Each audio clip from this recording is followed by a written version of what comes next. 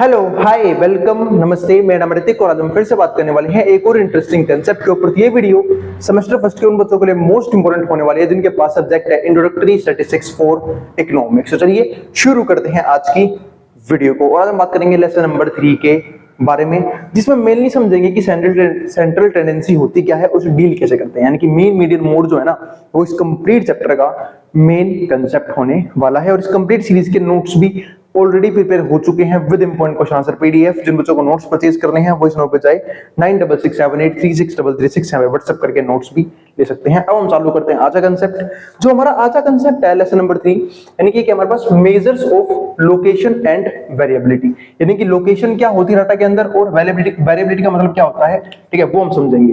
पहले दोनों वर्ड को डिफाइन कर देता हूं मैं। देखो, लोकेशन का सिंपल सा मतलब क्या है कि डाटा में अलग अलग चीज अलग जगह पे लोकेटेड होती है, तो हमें उस पॉइंट ऑफ व्यू से यहाँ पे लोकेशन चीजों वो समझनी पड़ेंगी। वेरिएबिलिटी का मतलब ये है कि अगर हम जैसे मान लो मीन दिखा देते हैं, ठीक है, या फिर मीडियन दिखा देते हैं, तो मोड दिखा देते हैं, तो जो अगर हम बात करते हैं इनको बोलते हैं ना central tendency, mean median mode, तो जो बाकी वैल्यूज हैं वो इन मीन के हिसाब से कहां कहां हो रही है। मतलब सपोज करो किसी भी डाटा का मीन जो 45 है, लेकिन जो उसके हायर ऑब्जर्वेशन 45 हो, 45 से कुछ दूर भी हो सकते हैं, कुछ करीब भी हो सकते हैं। इसी को हम क्या बोलते हैं, वेरिएबिलिटी बोलते हैं। यानी कि जो बाकी जो ऑब्जर्वेशंस हैं वो मीन मीडियन मोड के हिसाब से कहां कहां पे लोकेट हो रही है, इसी को हम क्या बोलते हैं, वेरिएबिलिटी बोल के चलते हैं। अब सबसे पहले समझते हैं इस कंप्लीट चैप्टर का लर्निंग ऑब्जेक्टिव, कि लर्निंग ऑब्जेक्टिव कौन कौन से हैं। तो पहला पॉइंट हमारे पास यहाँ पे क्या आया, to recognise the different types of measures location and variability. हमें समझना पड़ेगा डिफरेंट टाइप्स ऑफ मेजर्स, चाहे वो लोकेशन हो चाहे वो वेरिएबिलिटी हो। दूसरा, to establish the relationship between various measures of location and variability. हमें यहाँ पर रिलेशनशिप समझनी पड़ेंगी वेरियस मेजर्स, जैसे कि लोकेशन को लेके और वेरिएबिलिटी को लेके। तीसरा हम क्या समझेंगे, to compute measures of location and variability. हमें समझेंगे कि लोकेशन कैसे निकाली जा सकती है और वेरिएबिलिटी कैसे निकाली जा सकती है, ये चीजें। तो ये तीन चीज तो हमारी इसी पॉइंट के ऊपर हो गई कि लोकेशन और वेरिएबिलिटी होती क्या है, उनको मेजर कैसे करते हैं, रिलेशनशिप कैसे निकाली जाती है, ठीक है। तो ये तो हो गए हमारे मेन लर्निंग ऑब्जेक्टिव। वैसे मैं बता देता हूं, इस वीडियो का सबसे मोस्ट इंपोर्टेंट कंसेप्ट होगा मीन, जो हम आज खत्म करेंगे इस वीडियो के अंदर, तो उसको जरूर ध्यान से देखना, ठीक है, क्योंकि ये तो सिर्फ लर्निंग ऑब्जेक्टिव्स हैं। मेन टॉपिक हमारा इंट्रोडक्शन के बाद चालू होगा, और उसमें से भी मैंने यहाँ पे देखो क्वेश्चन लिखे भी, मैं मीन के बहुत सारे क्वेश्चन करेंगे आज की वीडियो के अंदर। अब आगे देखते हैं, जो फोर्थ पॉइंट है वो क्या है, to understand the major advantages and disadvantages. हमें क्या समझने होंगे, मेजर एडवांटेजेस समझने होंगे और साथ साथ डिसएडवांटेजेस समझने होंगे of measures the location and variability.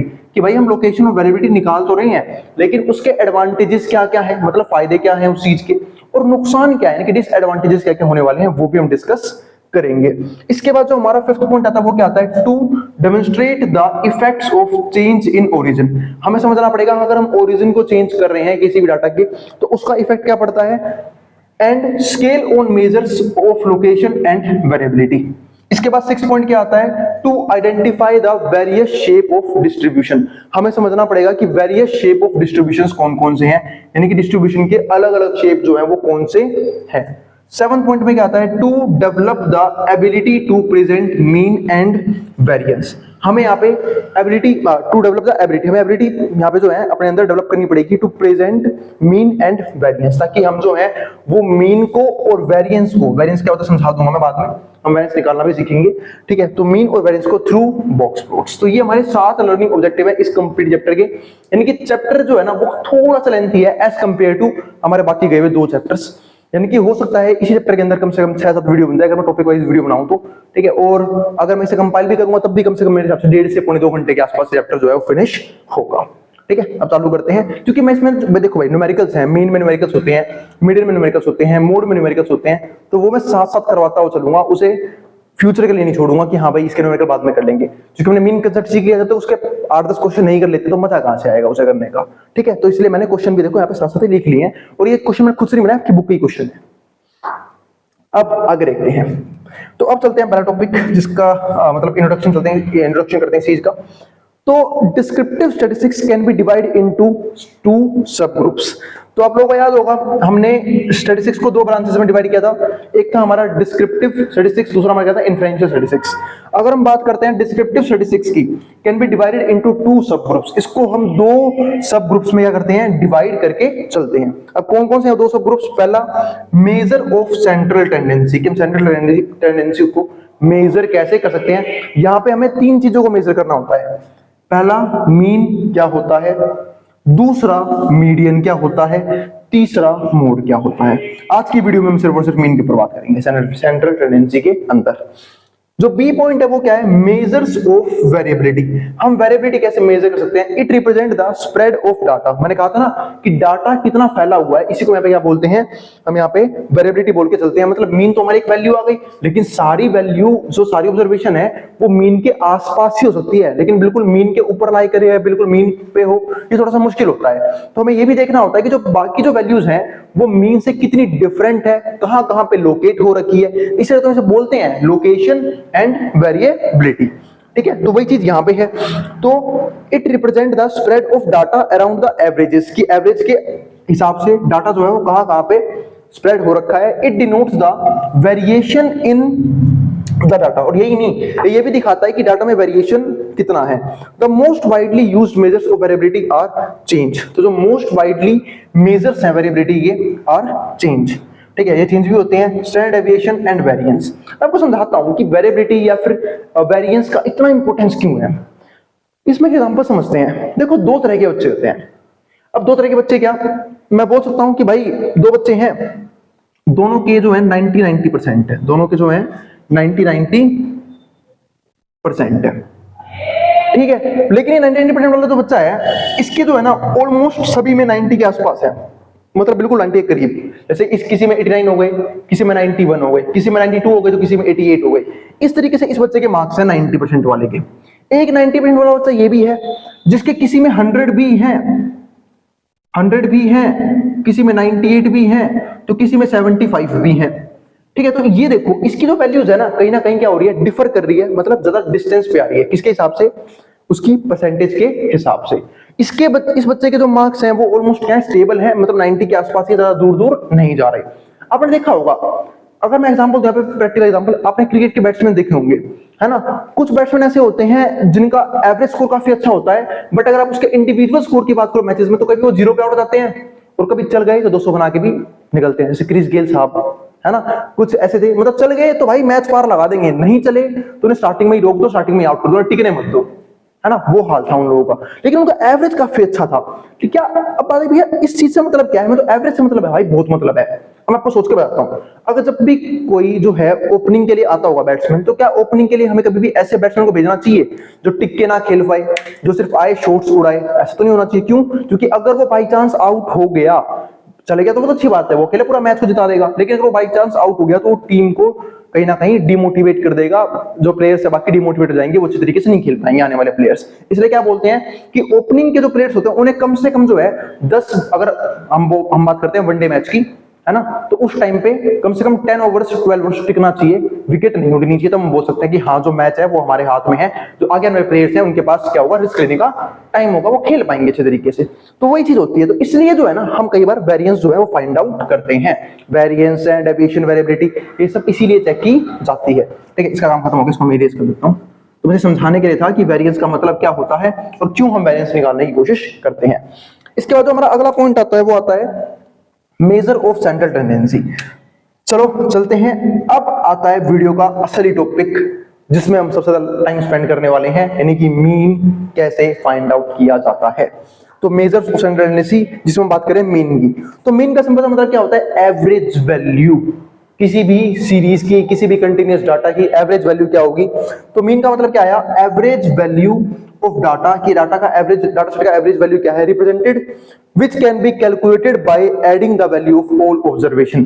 जो कैसे निकल जाती है, अब सारी ऑब्जर्वेशंस की वैल्यू को ऐड कर लो and dividing sum by total number of observation, और उसे डिवाइड कर दो टोटल नंबर ऑफ ऑब्जर्वेशन से। जैसे फॉर एग्जांपल ये देखो, जब आपका मीन का फॉर्मूला बनता है, इसे मैंने म्यू से दिखाती है। म्यू होता है सिंबल, जैसे आपने पढ़ा होगा मैथ्स में अल्फा बीटा गामा, ऐसे म्यू भी सिंबल होता है, वैसे हम इसे एक्स बार से भी दिखाते हैं जनरली, है ना। एक्स बार का मतलब ये होता है, मीन होता है। उसका सिंपल सा फॉर्मूला क्या है कि ऊपर तो क्या आएगा, सिग्मा xi अपॉन में n। देखो ये पे लिखा भी होगा, है ना, यहाँ पे लिखा था मैंने, calculated by adding the value of all observation, यानी कि जितनी भी ऑब्जर्वेशन है उन सबकी वैल्यू को ऐड कर लो। यानी कि ऊपर क्या आएगा, सम ऑफ ऑल ऑब्जर्वेशंस, नीचे क्या आएगा, टोटल नंबर ऑफ ऑब्जर्वेशंस। ठीक है, वो अभी आप क्वेश्चन करूंगा समझ में भी आ जाएगा। ठीक है, तो इस तरीके से जो है हम मीन को फाइंड आउट करते हुए चलते हैं। तो चलो पहले क्वेश्चन शुरू करते हैं, फिर हम देखेंगे कैसे करना है। मोस्ट इंपोर्टेंट क्वेश्चन है, इसको स्किप मत कर देना, बहुत ही अच्छा क्वेश्चन लगा मुझे ये जब मैंने क्वेश्चन देखा बुक में। ठीक है, 1 नंबर का सवाल है, मतलब मजा सा आ गया। 1 नंबर का मतलब वो नहीं है 1 मार्क, मतलब अच्छा क्वेश्चन है, लाजवाब सवाल था ये वाला, क्वेश्चन नंबर 6। ठीक है, तो क्वेश्चन नंबर 1 देखते हैं। तो क्वेश्चन नंबर 1 देखते हैं। तो क्वेश्चन नंबर 1 में क्या है, मैं मीन निकालना है। तो अगर मैं मीन की बात करूं तो जो मीन है, मीन को हम क्या बोलते हैं, एक्स बार। इसका फॉर्मूला क्या होता है, सिग्मा एक्स आई और अपॉन में एन, यानी कि ऊपर देखो सिग्मा का मतलब पता है क्या होता है, समेशन, टोटल। ठीक है, तो सिग्मा एक्स आई अपॉन में एन, मतलब इसको मैं शॉर्ट फॉर्म में ऐसे लिख सकता हूं, ये तो बुक में गिवन है सिग्मा एक्स आई अपॉन में एन। और जो ये गिवन है ना आपको, ये है नंबर ऑफ ऑब्जर्वेशंस गिवन है आपको ये। ठीक है, इन्हीं को हम एक्स आई बोल के चलते हैं। क्या बोल के चलते हैं, एक्स आई बोल के चलते हैं। ठीक है, इन सबका सम कर लो। तो ऊपर क्या आएगा, 12 प्लस में 31 प्लस में 78 प्लस में 45 प्लस में 29। देखा, आपके भाई को दोनों में गिनती आती है, हिंदी इंग्लिश दोनों में, है ना। कुछ आते हैं मेरे पास ही पढ़ने के लिए, बोलते हैं अरे भैया इंग्लिश में बोला करो। अरे भाई 100 तक तो कम से कम दोनों को आनी चाहिए, दोनों में आनी चाहिए, हिंदी में भी इंग्लिश में भी। एन क्या होता है, टोटल नंबर ऑफ ऑब्जर्वेशन, 1 2 3 4 5। ठीक है, तो ये 5 हमारी क्या होगा, टोटल नंबर ऑफ ऑब्जर्वेशंस। ठीक है, अब ऊपर सम कर लेंगे, नीचे टोटल नंबर ऑफ ऑब्जर्वेशन लिख दिया मैंने, सोल्व कर देंगे, हमारा आंसर आ जाएगा। तो सोल्व करें क्या इसे, तो उम्मीद है प्लस करना सबको आता ही होगा। तो प्लस करते हैं, तो प्लस कैसे करें, थोड़ा सा बुद्धि का प्रयोग करके प्लस करते हैं। बुद्धि तो प्रयोग करनी पड़ेगी, पर थोड़ा अच्छे से दिखाता हूं कैसे। जैसे मैंने देखा कि 29 और 31 को प्लस कर लेता हूं तो कितना आएगा, 60, है ना। क्योंकि 29 और 1 इसको दे देता हूं 30, यहाँ पे बचेंगे 30 और 30 कितने हो गए, 60। फिर मैंने देखा 12 और 78 का ऐसे जोड़ा बन रहा है, तो 78 को 2 देता हूं, 80 हो जाएगा, 80 और 10 90, यहाँ से आ गया 90। अब बचा कौन है, बचा है सिर्फ 45, है ना, 45 बच गया। तो 90 और 60 कितने हो गए, 90 और 60 हो गए 150 और 45 कितने हो गए, 150 और 45 हो गए 195 डिवाइड बाई 5 हमारा आंसर आ जाएगा। उम्मीद है आप लोगों को डिवाइड करना भी आता है, और जिनको प्लस करना नहीं आ रहा भाई वो यूं ही प्लस कर लो। ठीक है, लाइन पे लगा के आराम से प्लस कर लो, मैंने तो ऐसे प्लस कर लिए हैं, अब प्लस कर लेते हैं। और जरूरी नहीं ऐसे जोड़ा बन भी भाई, तो फिर मैं भी सिंपल तरीके से करता, है ना, ऐसे करता। फिर 9 और 5 14, 14 और 8 कितने हो गए, 22, 22 और 1 23, 23 और 2 25, 25 का 5 आ गया, 2 यहाँ पे, 2 और 2 4, 4 और 4 8, 8 और 7 15, 15 और 3 18, 18 और 1 19, 195। अब 5 से काट लेते हैं इसे, तो 15 कितने पे आएगा, 3 पे 40, 4 है क्या, 45 आएगा, 39 हमारा आंसर, है ना, बिल्कुल सही है। ठीक है, तो 5 से काट लिया, 39 हमारे इस क्वेश्चन का क्या हो गया, मीन हो गया। तो अब देख रहे हो इस क्वेश्चन में, देखो मीन जो है 39 है, पर 39 से जो वैल्यूज है वो कितनी वेरी कर रही है। यहाँ पे 12 है, कितना दूर है वो 39 से, 31 चलो फिर थोड़ा पास में, 78 देखो कितना दूर है, 45 चलो फिर पास में है, 29 देखो 29 भी दूर है 39 से। तो मतलब ये देख रहे हो 29 से जो है ना, हम इसी को बोलते हैं वेरिएबिलिटी, कि डिस्टेंस जो है वो मीन से बाकी नंबर से कितना कितना आ रहा है। तो मीन निकालना भी सीख लिया, एक क्वेश्चन भी करवा दिया। तो उम्मीद है कोई क्वेश्चन समझ में आ गया होगा, नहीं आया कोई बात नहीं, अभी ऐसे और भी क्वेश्चन है, अगला क्वेश्चन देख लेते हैं। तो अगर मैं सेकंड क्वेश्चन की बात करूं यहाँ पे, तो सेकंड क्वेश्चन जो है वो क्या है हमारे पास यहाँ पे 45। तो इस क्वेश्चन में मीन निकालना है हमें, तो मीन हो जाएगा एक्स बार यानी कि सिग्मा एक्स आई अपॉन में एन, यानी कि ऊपर total number of total of observation यानी कि सम ऑफ ऑब्जर्वेशंस डिवाइड में टोटल नंबर ऑफ ऑब्जर्वेशंस। तो ऊपर क्या आएगा हमारे यहाँ पे 45 प्लस में 39 प्लस में 53 प्लस में 45 प्लस में 43 प्लस में 48 प्लस में 50 प्लस में 40 अरे ज्यादा हो गए, तो 40 और प्लस में 45 ही हो गया, है ना। तो इसको प्लस करना है हमें, तो प्लस करना पड़ेगा, तो थोड़ा ध्यान देखना पड़ेगा इस क्वेश्चन को। और total number of observation set 10 है मेरे हिसाब से, 1 2 3 4 5 6 7 8 9 10 10 है, 10 तो आ गया डिवाइड में, तो ये तो इजी हो जाएगा। तो चलो पहले प्लस करते हैं, तो पहले प्लस करना पड़ेगा। तो भाई प्लस थोड़ा ध्यान से करना, और बाकी अगर मुझसे भी गलती हो जाए तो छोड़ देगी, मैं कैलकुलेटर मैं भी यूज नहीं कर रहा, मैं भी खुद ही कर रहा हूँ। ठीक है, तो देख लेते हैं, फिर भी गलती कहाँ होगी, अब इसके बाद भी इतना टाइम पढ़ाने के बाद भी गलती होगी तो फिर तो भाई बहुत ही मुश्किल हो जाएगा। 5, तो पहले मैं यहाँ पे यूनिट डिजिट को जोड़ लेता हूँ जो वंस प्लेस पे है, तो 5 यहाँ पे 0 है, तो 5 और 0 5, 5 और 8 13, 13 और 3 16, 16 और 5 कितने हो गए 21, 21 और 3 हो गए हमारे 24, 24 और 9 कितने हो गए 24 और 9 हो गए हमारे यहाँ पे 33, 24 और 9 33, 33 और 5 कितने हो गए हमारे पास यहाँ पे 38, 38 का 8 हो जाएगा, 3 चला जाएगा कैरी, 3 और 4 7, 7 और 3 10, ठीक है, 10 और 5 15, ठीक है, 15 और 4 19, 19 और 4 23, 23 और 4 कितने हो गए हमारे 23 और 4 हो गए हमारे 27, 27 और 5 32, 32 और 4 36, 36 और 4 हो गए हमारे यहाँ पे 40, 40 और 4 44, ये आया 448 डिवाइड बाई 10। आप भी चेक कर लेना एक बार अपना आंसर, ठीक है। अब अपॉन 10 आया है, और सबको पता होगा बच्चों में कि आपने इसी सिखाई होगी टीचर ने आपको कि पॉइंट के नीचे अगर एक के बाद 0 हो तो पीछे से एक डिजिट छोड़ो और पॉइंट लगा दो, तो इसका आंसर कितना आएगा 44.8। ये हमारे इस क्वेश्चन का क्या आ गया, आंसर आ गया। बहुत ही सिंपल था, 44.8 हमारे इस क्वेश्चन का मीन है, यानी कि x बार की वैल्यू है। अब चलते हैं नेक्स्ट क्वेश्चन की तरफ। नेक्स्ट क्वेश्चन है हमारे पास क्वेश्चन नंबर 3। क्वेश्चन नंबर 3 को अब करेंगे हम ढेर। अब अगर क्वेश्चन नंबर 3 की बात करते हैं तो क्वेश्चन नंबर 3 में क्या है हमारे पास, यहाँ पे मीन निकालना है। मीन का जो फॉर्मूला होगा वो होगा x bar sigma x i divide by n, ठीक है। सिग्मा x n के ऊपर तो सारे ऑब्जर्वेशंस है, तो क्या आएगा हमारे पास यहाँ पे 3.2 और प्लस में 4.5, प्लस में कितना है हमारे पास यहाँ पे 3.5 प्लस में है 3 सिर्फ, प्लस में 4.2, प्लस में है हमारे पास 16.5 है ना, प्लस में 3.7 और क्या है हमारे पास प्लस में 3 और 15 और फिर है हमारे पास यहाँ पे 4.4। तो प्लस करना है हमें इन सबको, पहले प्लस कर लेते हैं। तो प्लस करना भी अब की बार इजी नहीं पड़ेगा, यही कर लूंगा प्लस, ठीक है। तो पहले ये देख लो पॉइंट के पीछे कौन कौन से नंबर हैं, तो मैंने वो देख लिए। तो देखो यहाँ पे जोड़ना शुरू करते हैं। 0.4 4 और 7 11, 11 और 5 कितने हो गए, 11 और 5 हो गए हमारे पास यहाँ पे, 11 और 5 हो गए 16, 16 और 2 18, 18 और 5 हो गए 23, 23 और 5 कितने हो गए, 23 और 5 हो गए हमारे पास यहाँ पे, 23 और 5 कितने होते हैं भाई, 23 और 5 28 ना, हाँ 23 और 5 28 और 30, 30 का 0 आएगा, तो पॉइंट का 0 तो यूं भी हट जाएगा, तो 3 आ गया है ना। मैं सिंपल बताऊं तो 3 आ गया, 3 यहाँ पे कैरी फॉरवर्ड हो जाएगा, 4 और 3 7। अब सिर्फ नंबर जोड़ लेते हैं, 4 और 3 7, 15 और 7 कितने हो गए, 15 और 7 हो गए हमारे पास यहाँ पे 22, 22 और 3 25, 25 और 3 28, 28 और 6 कितने हो गए 34 और 10 44, ठीक है। 44 और 4 हो गए हमारे यहाँ पे 48, 48 और 3 कितने हो गए 48 और 3 51, 51 और 3 54, 54 और 4 कितने हो गए 58, 58 और 3 कितने हो गए 58 और 3 हो गए हमारे 61 है ना, 61 आ गया ये 61.0। तो ये आया हमारे पास। तो total divide by number of observation, शायद 10 ऑब्जर्वेशन है मेरे पास सबसे, ये भी है ना। नंबर ऑफ ऑब्जर्वेशन में काउंट कर लो फटाफट, 1 2 3 4 5 6 7 8 9, 1 2 3 4 5 6 7 8 9 10 है, ठीक है। तो टोटल नंबर ऑफ ऑब्जर्वेशन फिर से 10 है। आंसर कितना आया सम का 61 अपॉन 10। फिर से वही बात, अगर अपॉन में एक के बाद एक 0 है तो पीछे से एक डिजिट छोड़ो और पॉइंट लगा दो, तो 6.1 हमारा पास क्या हो जाएगा इस क्वेश्चन का आंसर, यानी कि मेन आंसर जाएगा। तो ये था हमारा सवाल जो कि इजीली सोल्व हमने यहाँ पे कर लिया है। उम्मीद है किसी को भी किसी प्रकार का डाउट जो यहाँ पे नहीं बचा 3 क्वेश्चनों में मीन निकालने के लिए, ठीक है। सम करने में थोड़ी बहुत दिक्कत आई होगी, शायद आप लोगों के एग्जाम में कैलकुलेटर अलाउड भी हो, नहीं भी अलाउड हो तो भाई इतना मुश्किल भी नहीं है, पॉइंटों के सम किए हैं, कोई आपने बचपन से सीखते आए हो सब चीजें, तो अब तो कॉलेज में हो, अगर ये भी नहीं कर पाओगे तो फिर क्या फायदा कॉलेज में होने का, ठीक है। तो 4th 5th 6th 3 क्वेश्चन बाकी हैं अभी, पहले अगर आप यहाँ तक का उतार लो, ठीक है, जिसको मैं सब कुछ मिटा दूंगा उसके बाद बाकी बात करेंगे 3 क्वेश्चन की, ठीक है। पर यहाँ तक जिसको जो उतारना उतार सकता मैं बोर्ड के सामने से। चलो फिर अब हम आगे देखते हैं। हाँ, तो हम आते हैं क्वेश्चन नंबर 4 पे।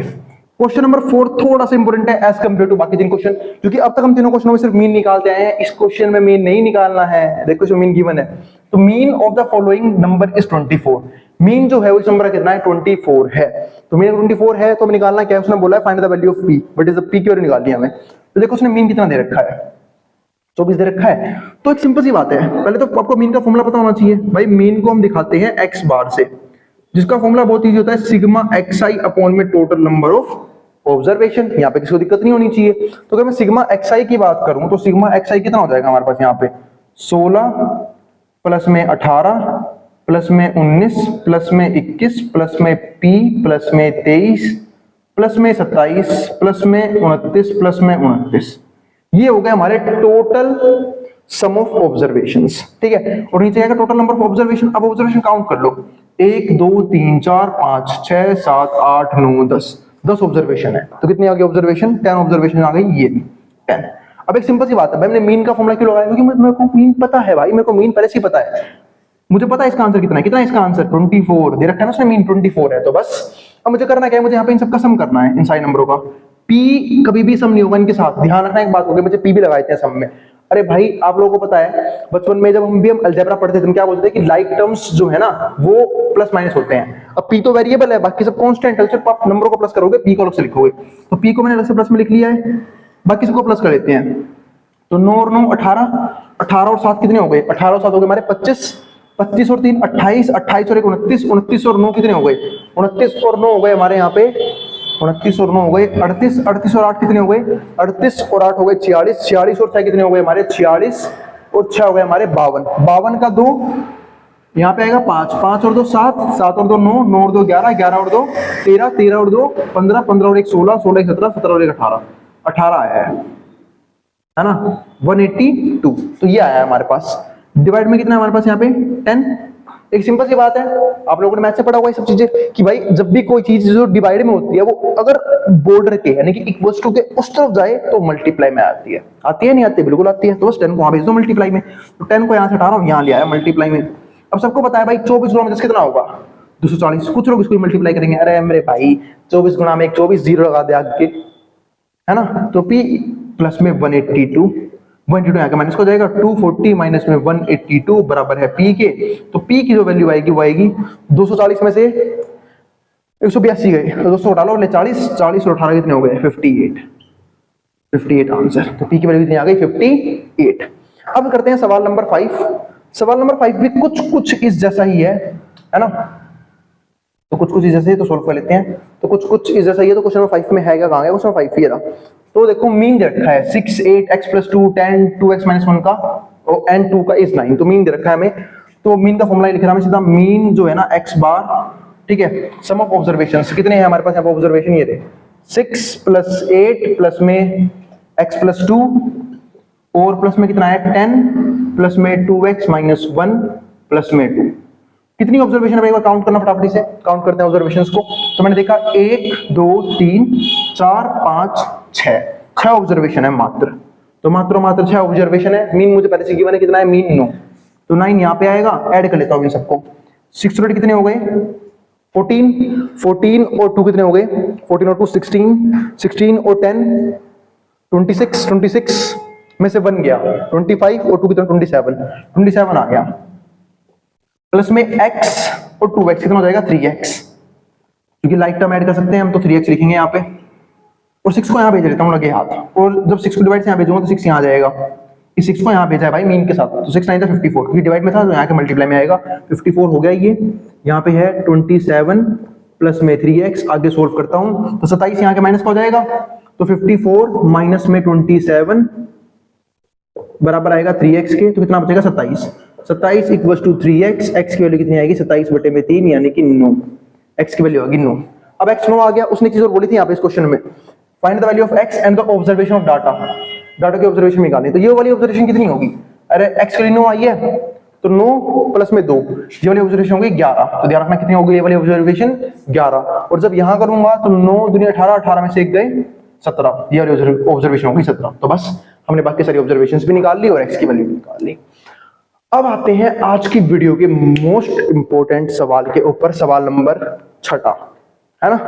क्योंकि थोड़ा सा इसने मेरा भी दिमाग खराब किया था, मैं क्वेश्चन में पूछ के रहा, ठीक है इजी है, पर हाँ थोड़ा सा बढ़िया क्वेश्चन है वाला। चलो देखते हैं। तो क्वेश्चन नंबर 6 देखते हैं फटाफट। क्वेश्चन नंबर 6 में क्या है? The average marks of 39 students of a class are 50। भाई 39 स्टूडेंट्स का जो क्लास है उसका एवरेज दे रखा है, उनके मार्क्स का 50 है। तो समझते हैं भाई ऊपर क्या आता है मीन के फॉर्मूले में। देखो मीन का जो फॉर्मूला होता है x बार, वो होता है सिग्मा xi, क्योंकि भाई एवरेज का मतलब मीन ही होता है। मीन का मतलब एवरेज भी होता है, अर्थमेटिक मीन भी होता है, तो ध्यान रखना, ठीक है? तो ये हमें मीन ही गिवन है एक तरह से। तो उसने क्या बोला यहाँ पे कि जो एवरेज है 39 बच्चों का क्लास में 50 है। तो बच्चे यहाँ पे कितना आता है? तो यहाँ पे आता है हमारा n। हमारे पास क्या एवरेज गिवन है क्या? बिल्कुल गिवन है। एवरेज कितना है हमारे पास? एवरेज है हमारे पास यहाँ पे 39 बच्चों का 50 नंबर, तो 50 है सिग्मा xi, और यहाँ पे कितना है n कितना है हमारे पास? 39 बच्चे। 39 को यहाँ पे जो मल्टीप्लाई में, तो 39 यहीं पे कर लेता हूँ ना, 39 मल्टीप्लाई में 50, ये क्या आएगा? Sigma xi। ध्यान रखना सिग्मा xi यानी कि इसे मैं कह सकता हूँ क्या? Marks of all 39 students. ये मार्क्स हैं 39 स्टूडेंट्स के। इसमें किसी को कोई भी दिक्कत नहीं होनी चाहिए, ठीक है, क्योंकि सिग्मा का मतलब है total number of total sum of observation, और यहाँ पे कितने सम थे, कितने ऑब्जर्वेशन थी, 39 बच्चे थे यहाँ पे। तो यहाँ पे मार्क्स थे 39 बच्चों के, और इनका सम कितना आया ये, तो ये मल्टीप्लाई कर लेते हैं इसे 50, 5 9 45 का 5 4 ये ना 5 3 15 15 और 4 19 1950, ये हमारे पास आंसर आया सिग्मा एक्स आई का। यहाँ तो कोई दिक्कत नहीं है, ठीक है। तो भाई सिग्मा एक्स आई का आंसर आ गया 1950। अब हम बात है कि भैया इससे आगे क्या कर सकते हैं, तो लोग आपने सिग्मा एक्स आई निकाल दिया, 1950 आपका आंसर आ गया। अब हमें निकालना क्या है, उसने बोला पता है क्या है, अब आगे पढ़ते हैं। The marks obtained by 40 students is 39, अच्छा 40th स्टूडेंट एक 40वां बच्चा है जिसके मार्क्स है ना 39 ज्यादा है average marks of all 40 students. तो अब एक बात समझते हैं, हम मान लेते हैं कि भाई अब यहाँ पे दो चीज लेट करनी पड़ेगी। एक तो लेट करना पड़ेगा हमें मार्क्स ऑफ 40th स्टूडेंट तो जो कितना आएगा उसको मान लेते हैं यहाँ पे, क्या मान लें यहाँ पे, कोई नया अल्फाबेट लिया हो, पाई मान लेते हैं, है ना, पाई मान लिया हमने मार्क्स ऑफ 40th स्टूडेंट, ये पाई मान लिया, ठीक है। अब हम यहाँ पे क्या कर सकते हैं, अब उसने वो चीज क्या बोली है कि जो मार्क्स है ना 40th स्टूडेंट के वो 39 ज्यादा है average marks of all 40 students. तो मार्क्स ऑफ 40 स्टूडेंट कितना है 40, ये कितना है 39 ज्यादा है, तो 39 ज्यादा लिख दिया मैंने यहाँ पे, 39 ज्यादा है, किससे 39 ज्यादा है, average marks of all 40 students.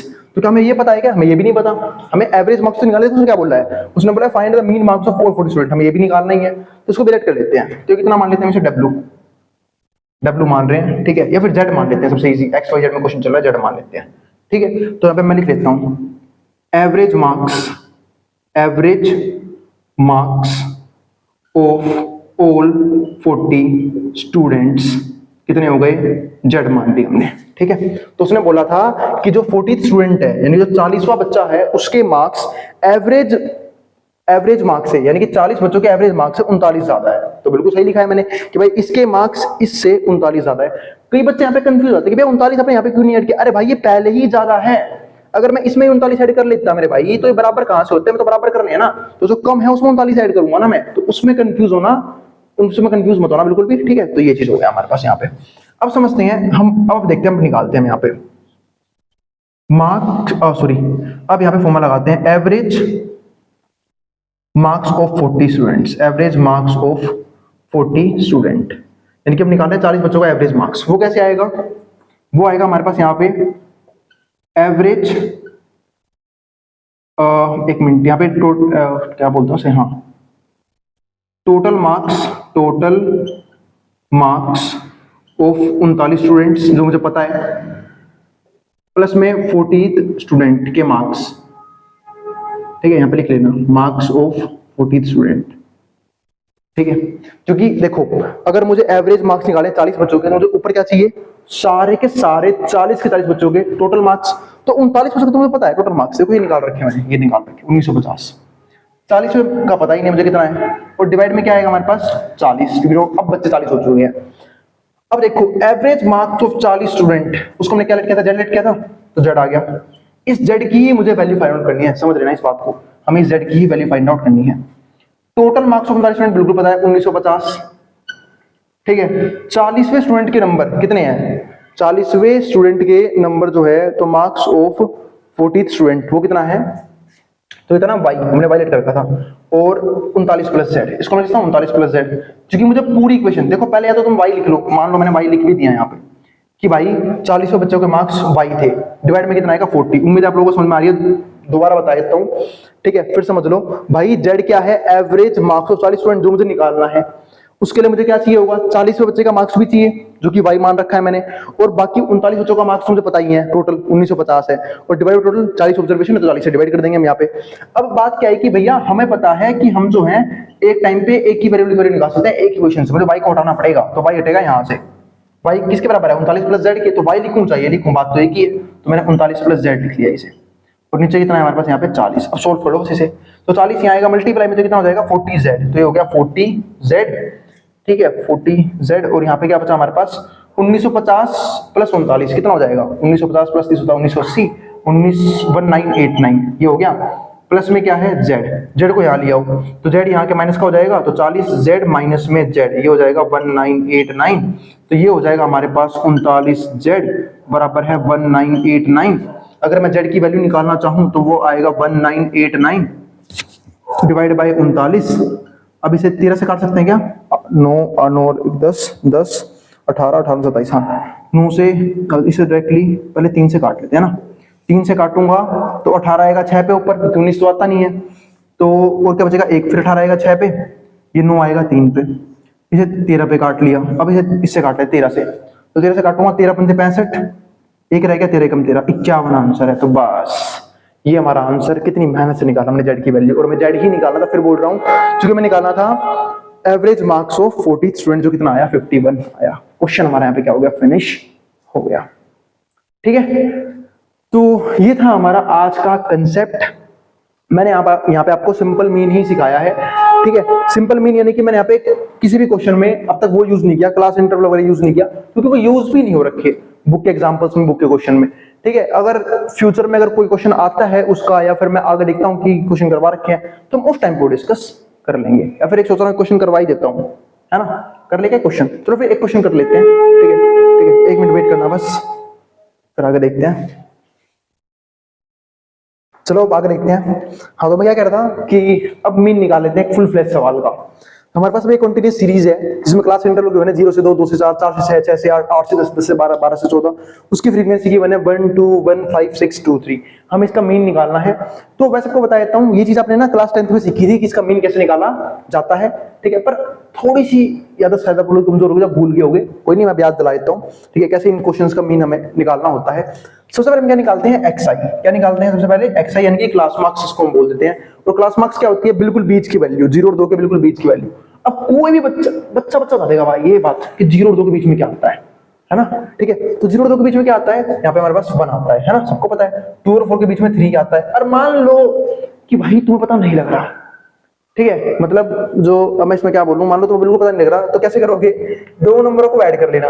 ठीक है, इसका एक फॉर्मूला होता है, मैं बता देता हूँ, कहां पे लिखूं, हाँ यहाँ पे लिखता हूं। क्लास मार्क्स निकालने का एक फॉर्मूला होता है, क्लास मार्क्स। ठीक है, क्या, lower class interval, lower plus में upper class interval divide by 2। इसको बोलते हैं भाई लोअर क्लास इंटरवल्स, इसको बोलते हैं अपर क्लास इंटरवल। 0 + 2 डिवाइड बाय 2 यानी कि 1 आ गया, 2/2 1 आ गया। 2 और 4 6, 6/2 3 आ गया। ऐसे 4 और 6 के बीच में क्या आएगा, 5 आएगा। 6 और 8 के बीच में 7 आएगा। 8 और 10 के बीच में 9 आएगा। 10 और 12 के बीच में 11 आएगा। 12 और 14 के बीच में 13 आएगा। ये हमारे क्या हो गए, सारे के सारे एक्सआई हो गए। अब जो हमें निकालना है वो क्या निकालना है, एफआई एक्सआई। देखो वो पता है क्या सकता है, फुल फ्लैश क्वेश्चन क्यों करवाया। अब तक हमने जो क्वेश्चन करे वो डिस्क्रीट सीरीज के थे। डिस्क्रीट सीरीज यानी कि किसी में पास एक सीरीज गिवन है, उसका आपको मीन निकालना है। लेकिन अगर क्लास इंटरवल आ गया, कंटीन्यूअस सीरीज आ गई, तो मीन कैसे निकालोगे। तो आपको सारी चीज आनी चाहिए, डिस्क्रीट सीरीज वाली भी। अगर आपके पास सिर्फ और सिर्फ एक्सआई है तो भी आप मीन निकाल सकते हो।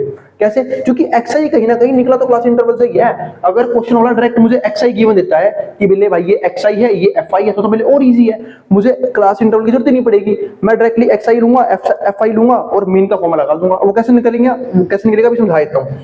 एक्सआई दे रखा है, मतलब एक्सआई हमने निकाल लिया, और सपोज करो गिवन भी होता तो मीन कैसे निकालते हैं, हम पहले करते हैं एफआई और एक्सआई की मल्टीप्लाई। क्योंकि क्लास इंटरवल का काम सिर्फ इतना है कि उससे आप एक्सआई निकाल सकते हो। ठीक है, तो अब आप क्या निकालोगे, यहाँ पे करोगे एफ आई एक्स आई, यानी कि एफ आई के एक्स से मल्टीप्लाई। 1 गुना में 1 कितना होता है, 1 होता है। 2 गुना में 3 कितना होता है, 6 होता है। 5 गुना में 1 कितना होता है, 5 होता है। 7 पंजे 35, 6 9 54, 11 2 22, 13 3 कितना हो गया, 99। ये हो गया, है ना। अब आप इन सब क्या कर दोगे, सम कर दोगे। तो मैं क्या करूंगा, सम कर दूंगा, यानी कि मैं क्या निकालूंगा, sigma F I x I. Sigma का मतलब क्या होता है, अभी पढ़ा के आया हूं समेशन, यानी कि टोटल। इन सब का सम कर दो तो 6 और 1 कितने हो गए, 7, 7 और 5 कितने हो गए, 12, 12 और 5 कितने हो गए, 17, 17 और 4 21, 21 और 23, 23 और 9 32 का 2 3, ये रहा 3 और 3 6, 6 और 5 11, 11 और 13, 13 और 3 16, 162 आ गया। ये आ गया हमारा सिग्मा एफ आई एक्स आई, ये आ गया। अब मुझे सिग्मा एफ आई भी करना है, टोटल इसका भी करना है। तो 2 और 1 3, 3 और 1 4, 4 और 5 9, 9 और 6 15, 15 17, 17 और 3 20, 20 ही आ गया। ये हो गया हमारा सिग्मा एफ आई। पता निकाला क्यों भैया, एक होता है हमारा डायरेक्ट मेथड। क्या होता है, डायरेक्ट मेथड। डायरेक्ट मेथड, अगर कभी भी अगर आपको डायरेक्ट मेथड से मीन निकालना है तो बहुत सिंपल सा फॉर्मूला है। मीन को बोलते हैं एक्स बार, इसका फॉर्मूला होता है sigma F I x I upon में सिग्मा एफ आई। अब देखो सिग्मा एफ आई एक्स आई कितना है, 162 divide by sigma F I कितना है, 20 है। पहले 2 से काट लो इसे, 16 आएगा, 8 पे 2 आएगा, नीचे 10 रह गया। अब आपको पता है, मैंने थोड़ी देर पहले सिखा के आया था कि अगर कभी भी 1 के बाद जितनी भी जीरो हो ना, ठीक है, पीछे से उतनी डिजिट छोड़ा करो और पॉइंट लगा दिया करो। तो 1 के बाद फिलहाल तो यहाँ पे 1 ही जीरो है, तो ऊपर वाले में पीछे से 8 डिजिट छोड़ो और पॉइंट लगा दो, 8.1 इसका आंसर है। अगर मान लो 2 डिजिट होती तो मतलब 1 के बाद 2 जीरो होते तो पीछे से दोनों डिजिट छोड़कर पॉइंट लगाया था। ठीक है, ये एक तरीका होता है कि भाई फ्रैक्शन से अगर नीचे 10 होता है डेसिमल में चेंज किस प्रकार से हम यहाँ पे कर सकते हैं। ठीक है, वो आ गया। अब आता है हमारा एक और मेथड, ये तो होगा डायरेक्ट मेथड। 3 मेथड होते हैं मीन निकालने के, डायरेक्ट मेथड, एज्यूम मीन और स्टेप डेविएशन। अब मैं आपको करवाता हूँ, फिलहाल इससे डायरेक्ट मेथड सही है, अब मैं करवाता हूँ एज्यूम मीन से सेम क्वेश्चन। अगर हम एज्यूम मीन की बात कर लेते हैं तो एज्यूम मीन, एज्यूम्ड मीन, उसके आपको क्या निकालना पड़ेगा, डी। क्या निकालना पड़ेगा, डी। क्या होता है, xi माइनस में a। तो आपको डी निकालना है। डी का फॉर्मूला बहुत सिंपल है, xi माइनस में a। तो xi माइनस a कर लेते हैं, तो xi लेट कर लेते हैं यहाँ पे। अब xi क्या रेट करता हूं मैं यहाँ पे, xi हो गया हमारे पास यहाँ पे मान लो 7। आप कोई भी रेट कर सकते हो, जनरली बीच की वैल्यू रेट करते हैं, वरना आपका जो मन करे रेट कर सकते हो, आपका आंसर आएगा ही आएगा। ठीक है, तो मैंने xi रेट कर लिया, कितना रेट कर लिया मैंने, 7 रेट कर लिया, xi बोल रहा हूँ, सॉरी। ठीक है, बाहर से नॉइज ज्यादा हो रहा है, मैं डिस्टर्ब हो चुका हूँ इस बाहर की नॉइज से, थोड़ा यहाँ ध्यान दो। ठीक है, तो यहाँ पे मान लो, अब मैं मान लेता हूँ a। ठीक है, ये कितना हो गया, a मानते हैं इसे, इसलिए इसका नाम पता है क्या है, एज्यूम्ड मीन। अब यहां से चालू होता है assumed mean method. Assumed mean मतलब यहां पे हम पहले से ही मीन मान के चलते हैं, पहले से ही। तो हमने इसको a मान लिया, एज्यूम मीन मेथड। अब करते कैसे हैं, हम इसमें निकालते हैं डी। डी कैसे निकलता है, xi माइनस का a। xi में से a माइनस करेंगे, 1 में 7 गए, 1 में से 7 गए, क्या आएगा, माइनस का 6, छोटी में से बड़ी वैल्यू माइनस हो रही है। 3 में से 7 गए, माइनस का 4, छोटी में से बड़ी वैल्यू माइनस हो रही है। 5 में 7 गए, माइनस का 2, छोटी में से बड़ी वैल्यू माइनस हो रही है। 7 में 7 गए, 0, कोई दिक्कत नहीं है। 9 में 7 गए, 2, 11 में 7 गए, 4, 13 में 7 गए, 6, डी निकल गया। उम्मीद है किसी को डी में तो कोई दिक्कत नहीं आई होगी। डी निकाल लिया। अब एक काम और कर लो, लगे आज एफ आई डी निकाल लो, इसमें एफ आई डी भी निकालते हैं, एफ आई डी निकाल लेते हैं। तो एफ आई डी निकालूंगा तो 1 इंटू -6 कितना हो गया, -6, 2 इंटू -4 माइनस का 8, 1 इंटू -2 माइनस का 2, 5 इंटू 0 0, 6 इंटू 2 12, 2 इंटू 4 8, 6 इंटू 3 18, ये आ गया। अब कर लो भाई सबका सम, सबका सम कर लो, सबका सम कर सकते हो आप लोग। तो अगर मैं देखूं ध्यान से, सबका सम देखूं तो 12 और 8 20, 20, तो पहले सारे प्लस वाले ऐड कर लेता हूं। तो 12 और 8 हमारे कितने हो गए, 20 हो गए। 20 और 18 कितने होंगे, 38, तो 38 हो गए। 38 यहां से आ गया, यहां से कितना आएगा, 8 और 6 14, 14 और 2 कितने हो गए, 16, -16। अब 38 में 16 गए, कितना बचेगा, 22, सबको पता है माइनस करना 22 आएगा। तो ये आ गया sigma F I D I. जो एज्यूम मीन होता है ना, उसमें जो फॉर्मूला होता है मीन निकालने का, वो फॉर्मूला होता है a प्लस में sigma F I D I upon में सिग्मा एफ आई मल्टी, नहीं बस ये होता है a प्लस में sigma F I D I upon में सिग्मा एफ आई। अब ये कितना था जो हमने मान रखा है, 7 आ गया। तो ध्यान रखना, आप जो मानोगे वही लिखोगे यहाँ पे भाई। अगर आपने 6 मानना है, 5 माने तो 5 के आपसे माइनस करोगे और फिर 5 लिखोगे यहाँ पे। अगर आपने 1 माना है तो 1 लिखोगे यहाँ पे, आपका आंसर सेम ही आएगा। बस मेरी निजी सलाह है कि क्वेश्चन थोड़ा ज्यादा इजी होता है अगर हम बीच की वैल्यू लेट करते हैं तो। ठीक है, तो 7 आ गया। Sigma F I D I कितना है, 22, यह कितना आ गया हमारा, 22 आ गया। सिग्मा एफ आई कितना है हमारे पास यहाँ पे, 20, 2 से काट लो इसे, कितने बैठे हैं, 11 पे। तो ये आएगा हमारा 7 प्लस में 11/10 और नीचे 10 आया। इसका मतलब क्या है कि पीछे से मैं यहाँ पे एक डिजिट छोड़ूंगा, पॉइंट लगा दूंगा, यानी कि 7 प्लस में 1.1, सबको पता है कितना होता है, 8.1। आंसर आया ना सेम, डिट्टो आंसर सेम आएगा। ठीक है, अब एक मेथड होता है, वो भी डिस्कस कर लेते हैं। जब इतना कर ही लिया तो स्टेप डेविएशन, बस मात्र और मात्र 3-4 मिनट का काम और है, फिर हो जाए, क्लास खत्म हो जाएगी हमारी वाली स्टेप डेविएशन मेथड। अब स्टेप डेविएशन समझते हैं। इसमें हम क्या निकालते हैं, यूआई। अब जिनको नहीं पता यूआई क्या होता है फिर बता देता हूं। जैसे डीआई निकालता है ना, यहाँ पे यूआई निकलता है। यूआई होता है हमारा डीआई अपॉन एच, यानी कि डीआई से भी एक स्टेप आगे। ठीक है, ये पता है कब यूज करते हैं, जब क्वेश्चंस में ना बड़ी बड़ी वैल्यूज और मल्टीप्लिकेशन बड़ी बड़ी हो, तो ऐसे क्वेश्चन में ये जो पार्ट ना बहुत ज्यादा सोल्व करवा देता है। अब डी आई अपॉन एच है। अब देखो डी आई कितना है, ये डी आई, इसको एच से डिवाइड कर लो। अब बात भैया एच होता क्या है, एच होता है भाई दोनों का गैप, इसको बोलते हैं क्लास विड्थ। एच क्या होती है, क्लास विड्थ। गैप कितना है, 2 का गैप है। नहीं पता लग रहा, कभी भी अपर क्लास इंटरवल में से लोअर क्लास इंटरवल माइनस कर लेना, गैप आ जाएगा।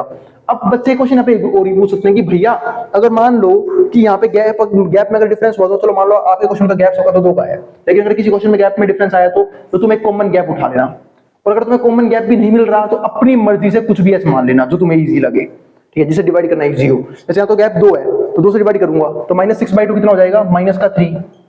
-4/2 माइनस का 2, -2/2 माइनस का 1, 0, 2/2 1, 4/2 2, 6/2 3।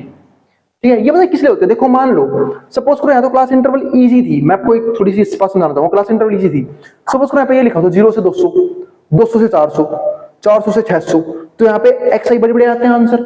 फिर मल्टीप्लाई करने में आपका दिमाग खराब होता है कि भाई इतनी बड़ी बड़ी मल्टीप्लिकेशन करनी पड़ रही है। तो उस चीज के लिए ना ये मेथड जो है ना सवाल को इजी कर देते हैं। स्टार्टिंग में यहाँ पे स्टेप बढ़ जाते हैं, बट नीचे के सवाल जो है वो इजीली सोल्व आता है, मतलब छोटे छोटे स्टेप में बढ़ जाता है क्वेश्चन। तो इसके चक्कर में बच्चों को ना हाई कैलकुलेशंस यहाँ पे नहीं करनी पड़ती, वरना डायरेक्ट मेथड सबसे इजी मेथड है। 2 स्टेप में क्वेश्चन खत्म। CI से xi निकाला, मल्टीप्लाई किया, FI आ गया, ठीक है, सम किया और डिवाइड कर दिया सिग्मा FI से, सबसे इजी मेथड है। बट अगर यहाँ पे नंबर बड़े बड़े आ जाएंगे ना तो हमारा ये मेथड जो है ना वो इजी हो जाता है as compared to direct method या फिर एज्यूमिंग मेथड। अब देखो हमने UI निकाल लिया, ठीक है, और UI के फॉर्मूले को मैं ये भी लिख सकता हूँ भाई मैंने सीधा xi माइनस a अपॉन में h, क्योंकि DI तो आपने ऑलरेडी निकाल रखा है ना, तब आप ये वाला फॉर्मूला लगा रहे हो। ठीक है, अब ये आ गया हमारे पास। अब क्या करोगे? FI UI, यानी कि FI की UI से मल्टीप्लाई करोगे। तो FI और UI की मल्टीप्लाई भी कर लेते हैं। तो FI और UI की जब मल्टीप्लाई होगी तो 1 गुना में -3 कितना आ गया? -3, यहां करूंगा ना, 1 गुना में -3, 2 गुना में -2 कितना हो गया? माइनस का 4, 1 गुना में -1 कितना हो गया? माइनस का 1, 5 गुना में 0 कितना हो गया?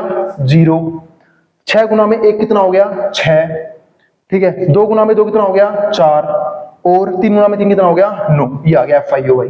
अब बस इसे सोल्व कर लेते हैं फटाफट। तो अगर मैं देखूं 3 और 4 7, मतलब माइनस माइनस प्लस, तो 7 हो जाएगा, -1 माइनस का 8, क्योंकि माइनस माइनस प्लस होता है, तो ये माइनस वाले मैंने प्लस कर लिए। अब सिंबल वाले प्लस कर लेता हूँ। 6 और 4 10, 10 और 9 कितने हो गए? 10 और 9 19, 19 में से 8 गए 11, आंसर आ गया ये आ गया सिग्मा FI UI। अब इसका फॉर्मूला देख लेते हैं स्टेप डेविएशन का। इसमें जो मीन निकालने का फॉर्मूला होता है वो होता है a प्लस में सिग्मा FI UI अपॉन में सिग्मा FI इंटू में h। a कितना था? 7, सिग्मा FI UI कितना आया? 11, सिग्मा FI कितना है? सिग्मा FI है कितना आ गया? सिग्मा FI 20 था, और h कितना है? 2। तो आप लोगों ने एक बात देखी, यहाँ भी तो 22 बन रहा था ना, 11 दूनी 22, यहाँ भी तो 22 बन रहा है। तो यही होता है, हम किसी h से ऊपर डिवाइड कर लेते हैं, वही h नीचे मल्टीप्लाई कर लेते हैं फॉर्मूले के अंदर। तो बात एक ही पड़ जाती है, बस ये है कि सिंप्लीफिकेशन या फिर कैलकुलेशन थोड़ी सी इजी कर देते हैं एज्यूमेंट मेथड की हेल्प से या फिर स्टेप डेविएशन की हेल्प से। अब 2 से 20 किया 11 पे, ठीक है, सॉरी क्या कर रहा हूँ, 2 से 20 किया 10 पे। अब 11 बटे 10 कितना होता है? 1.1 प्लस में 7, 8.1, आंसर, सवाल खत्म। तो आज की वीडियो जरूर थोड़ी सी लेंथी रही होगी, पर क्वेश्चन करवाने भी इंपॉर्टेंट थे, हर एक टॉपिक भी सिखाया है, मीन को बिल्कुल 0 से हमने हाई लेवल तक फिनिश कर दिया है। ठीक है, तो अब मिलेंगे अगली वीडियो के अंदर, ठीक है, जहां पे हम बात करेंगे नेक्स्ट कंसेप्ट्स के बारे में। अब जिसको जो उतारना उतार सकता है, मैं ट्राउन बोर्ड के सामने से। नोट्स के लिए आप इस नंबर पर जाके नोट्स ले सकते हैं, ठीक है। और हाँ, अगर वीडियो पसंद आई हो तो वीडियो को लाइक किए बिना मत जाना, और चैनल को सब्सक्राइब भी कर देना ऐसी वीडियोस के लिए, और उन बच्चों में शेयर भी कर देना जिन बच्चों का एग्जाम होने वाला हो सेम सब्जेक्ट का। अब जिसको जो उतारना उतार ले।